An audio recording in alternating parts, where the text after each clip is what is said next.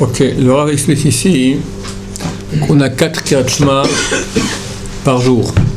Dans l'ordre d'importance, le plus important est celui qu'on dit à Shachrit, juste avant l'Amida, le Kriyat Shema de Yotzer.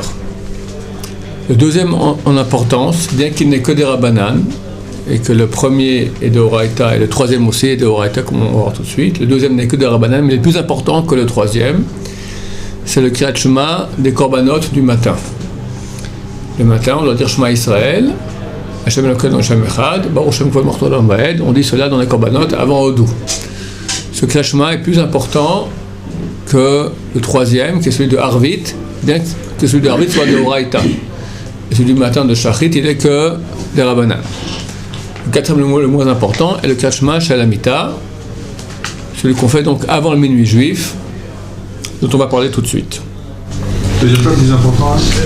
Alors, il va expliquer comme ça. Il explique que, étant donné que le Kriyat Shema du matin a lieu le matin, et le matin, la journée, le matin spécialement, toute la journée, il y a moins de dinim que la nuit. Il y a moins de forces rigoureuses. La nuit, c'est le moment de pouvoir des forces rigoureuses, des forces de dinim qu'on appelle cela. Le jour, c'est chesed, et spécialement le matin. Donc le Kriyat Shema qu'on fait le matin, il a une faculté d'amener une lumière très très grande, d'un endroit très très haut dans le monde spirituel. À un point tel que, aujourd'hui, vu la petitesse de nos âmes, nous ne sommes pas capables de donner cette lumière d'un coup. C'est pour cela qu'on doit le faire en 2 fois. On fera d'abord une partie dans le Kriyat Shema des Korbanot, et ensuite, on amènera tout le reste qui est beaucoup plus haut quand on fera le Kriyat Shema avant la Hamida. La lumière qu'on va amener, elle va rester toute la journée avec nous. Elle va s'atténuer lentement, mais elle reste jusqu'au coucher du soleil. Et c'est pour cela qu'on n'a pas besoin de refaire un Kriyat Shema à Mincha. Il n'y a pas de missa de Shema Israël à Mincha.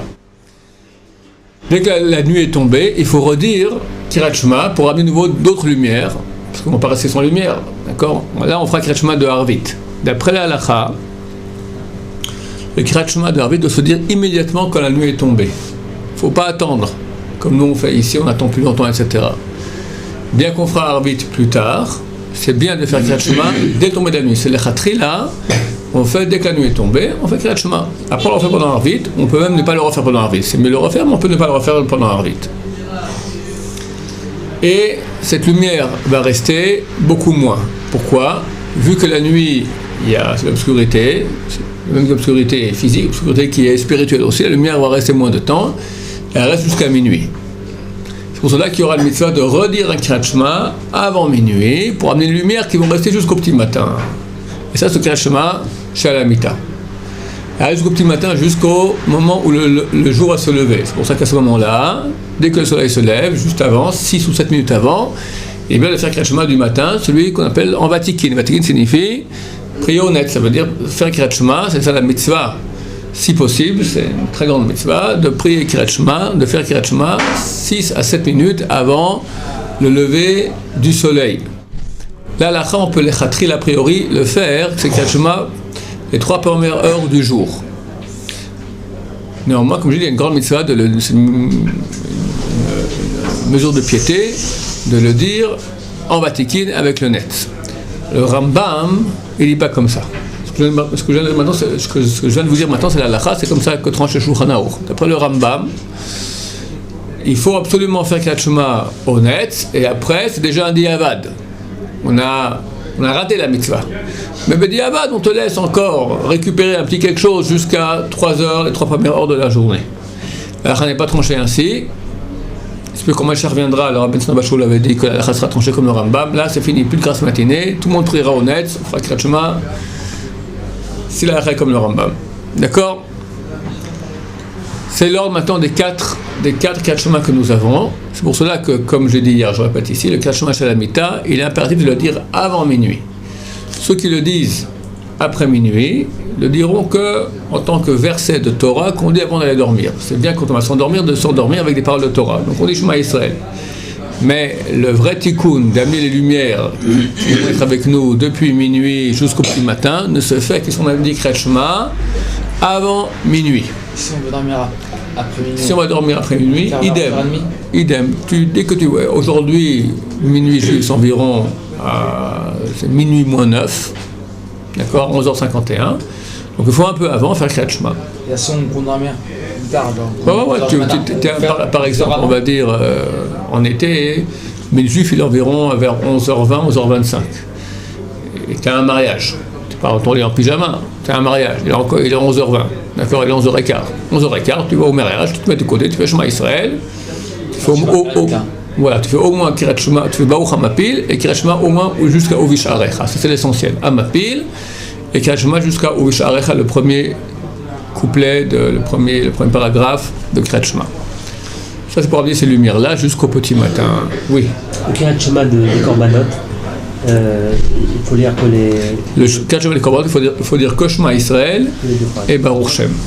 Une marloquette entre l'Avad Yosef et le Ben Ishraï, il faut dire avec Tfilin oui ou non. Le Kriyat Shema de Yotzer, il faut lire avec Tfilin. Parce que quand on le lit, on dit Vayul ot al yadcha ou tofot belanecha. Ils sont en signe à ton bras et en signaté entre tes yeux. Comment tu peux dire cela alors que tu ne le fais pas? Bien que le Kriyat Shema de Korbanot, on ne dit pas ce verset-là, néanmoins d'après la Kabbalah, comme c'est dit le Ben Ishraï, c'est important pour la Tfilin aussi à ce moment-là. Le Rav Yosef qui tranche moins d'après la Kabbalah dit non, c'est pas obligatoire. Donc si on peut, c'est-à-dire que tous les Korbanot même sont Tfilin.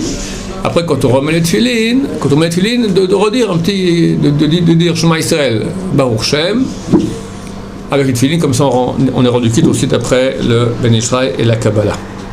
À propos des heures pendant lesquelles on peut dire Kriyat Shema, donc comme j'ai dit, l'essentiel, le mieux, c'est de le dire honnête. Sinon, on a les 3 heures. Pendant ces 3 heures, le plus tôt est toujours le mieux. Il y a une mitzvah de dire Kriyat Shema le plus tôt Donc, il va sans dire que si on voit que lorsqu'on arrivera à Kriyat Shema de Yotzer, déjà le temps de Kriyat Shema sera passé, il faut le faire avant.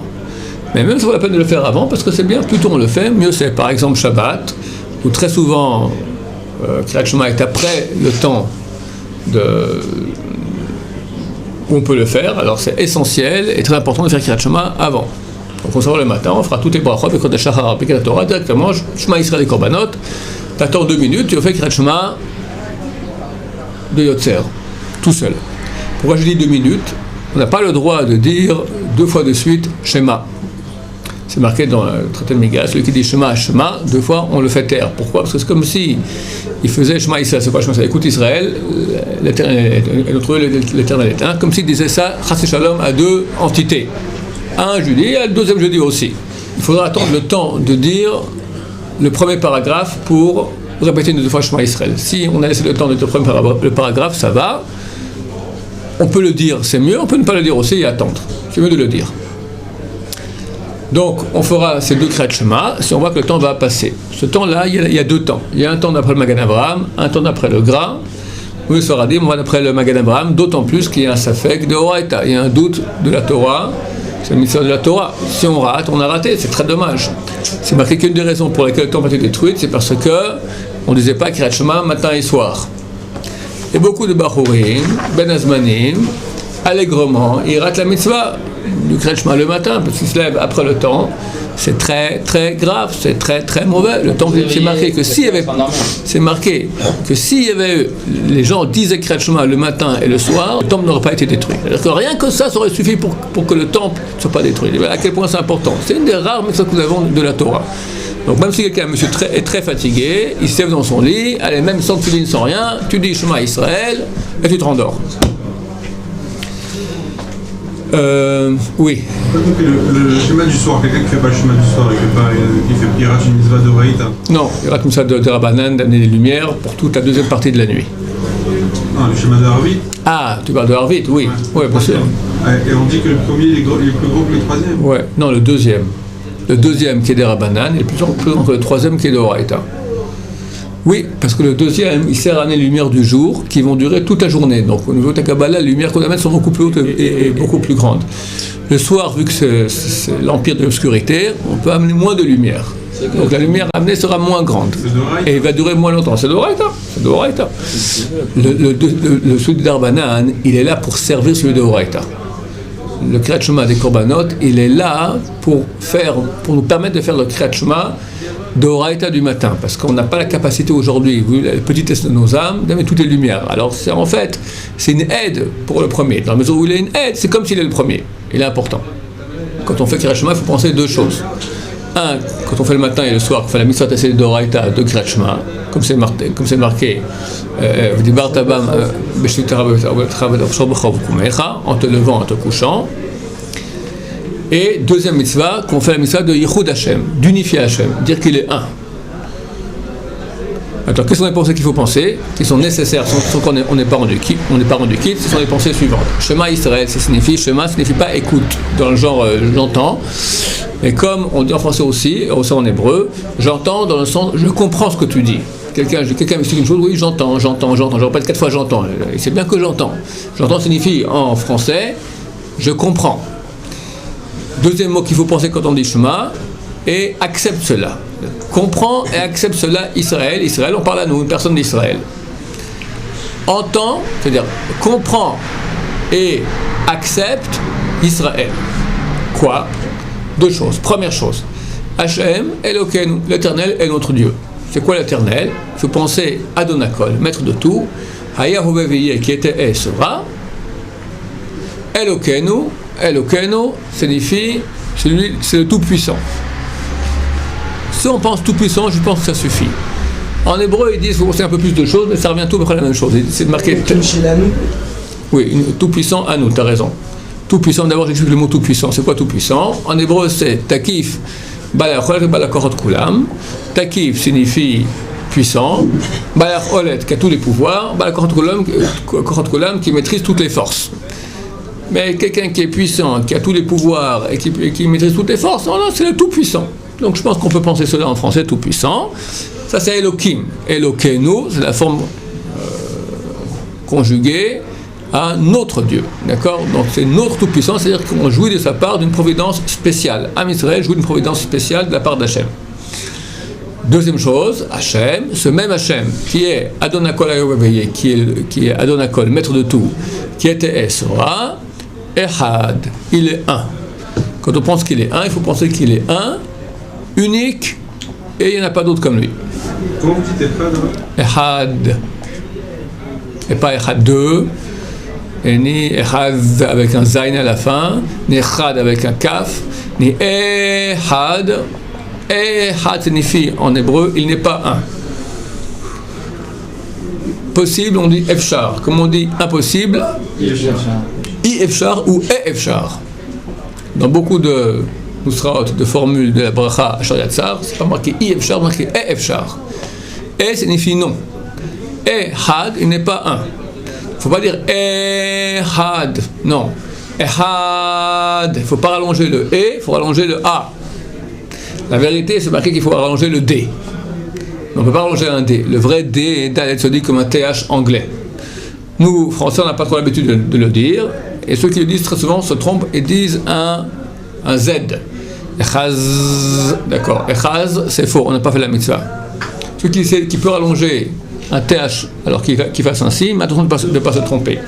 Vu qu'on ne sait pas, et nos frères Ashkenaz non plus ne savent pas comment on fait cela, donc les grands poskim ont dit on rallonge maintenant le A. Echad. Et on finit pas Echad 2, comme il y en a qui font, parce qu'en France, en hébreu on ne dit pas Echad 2, Echad, Shtaim, Shalosh, on compte en hébreu. 1, 2, 3, on ne dit pas Echad 2, Shtaim, Shalosh, d'accord? Alors Echad, c'est avec un D, pas avec un 2. Je reviens à l'explication du mot 1. Hachem il est 1. Unique, Echad Yachid Umuchad, 1. Unique, Umuchad, spécial dans son unité. D'accord? Il sera bien de penser, ça c'est le minimum de la pensée qu'on doit avoir. Si on n'a pas pensé ça, on n'est pas rendu quitte. Après, Baruch Shem Kol Mechoto Leolam Vaed, comme je dis, il y a une marloque, une divergence d'opinion, s'il faut penser ce qu'on dit, enfin, si on n'a pas pensé, on est rendu quitte ou pas. Vu que c'est d'Oraïta, alors c'est certain que c'est mieux de répéter. Baruch Shem, Baruch, faut dire Baruch, virgule. Baruch, c'est béni soit virgule. Après dire d'un coup, Shem, Kvod, Malchuto Olam. Et non dire Baruch Shem, virgule, Kvod, Malchuto Olam. Parce que c'est un non-sens. Baruch, virgule, Shem, le nom, Kvod Malchuto, de la gloire de son règne, Olam va être pour l'éternité. C'est à voix basse, ça? À voix basse. Kol Yom Kippour à voix haute. C'est quoi voix basse? C'est chuchoter? Chuchoter, il faut s'entendre. L'Echatrila, tout Kriyat Shema, il faut s'entendre le dire. Même la partie qu'on chuchote. Bediavad, si on ne s'est pas entendu chuchoter, on est rendu quitte aussi. Mais a priori, il faut s'entendre le dire. Rien qu'à Kippour, on dira Baruch Shem à voix haute. Quand on dira le premier verset, Shema Yisrael Hashem Elokeinu Hashem Echad, on le dira en groupe de 2 mots. Shema Yisrael, virgule, Hashem Elokeinu, virgule, Hashem Echad. Ça, c'est le minimum de la pensée qu'il faut avoir. Les pros pourront rajouter les pensées suivantes. Shema Yisrael, rien ne change. Hashem, on avait dit, maître de tout, qui était et sera, c'est bien de penser Shilou Vavaya Adonut. C'est quoi Shilou Vavaya Adonut? C'est intercaler dans le nom Yud Ke Vav Ke, intercaler le mot Adonut. Adonut, c'est Aleph, Dalet, Nun et puis Yud. Donc, Ado et puis Naï. Donc, on pensera Yud Ke Vav Ke, on mettra dedans Aleph, Dalet, Nun et puis Yud. Comme ça, donc ça nous fait Yud, Aleph, Hey, Dalet, Vav, Nun, Hey et puis Yud.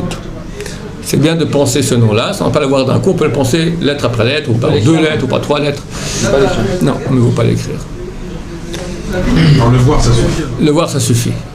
Aussi, une autre imbrication de ces 2 mots, on verra Yud Ke Vav Ke, et le dernier Hey sera grand, dans lequel sera marqué le nom Ado Epinai, dans le dernier Hey de Yud Ke Vav Ke.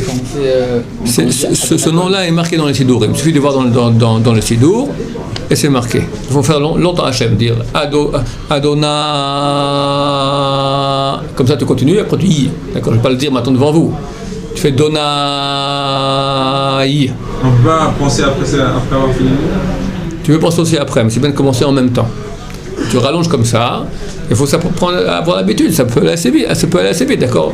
Tu dis Dona, tu penses à Dona Oveillé, voilà. Elokeinu, Takif Balakot Kulam. Dona, Dona Oveillé, Echad. Alors, Echad, qu'est-ce qu'on pense? Un, unique, et il n'y a pas comme lui.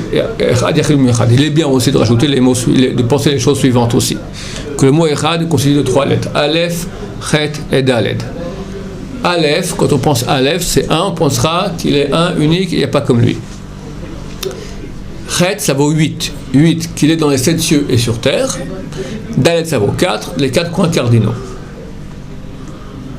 À ce moment-là, il faudra penser aussi que on meurt, on est prêt à mourir à Kiddush Hashem, en mourant par les 4 morts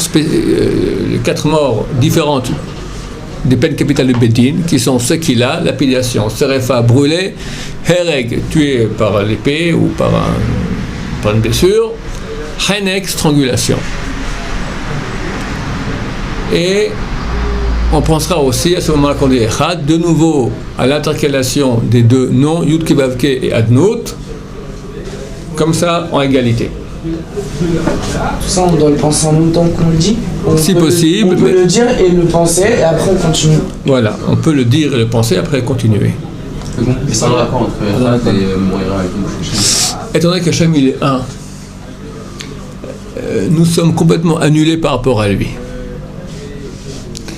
Et c'est une histoire d'amour aussi, comme on dit juste avant dans le Kriyat Shema des Korbanot. Mechadim Shimcha Bechol Yom Tamid. Ils unifient ton nom tous les jours, Pamaim 2 fois, Be'ahava avec amour. Be'ahava, ou dans la Kedusha de Keter aussi, dans le Moussaf de Shabbat, on voit Pamaim Be'ahava avec amour. Avec amour, on est tellement amoureux d'Hachem que hop, on veut se coller à lui et on meurt à Kiddush Hashem. Baruch Adonai, Amen, Amen.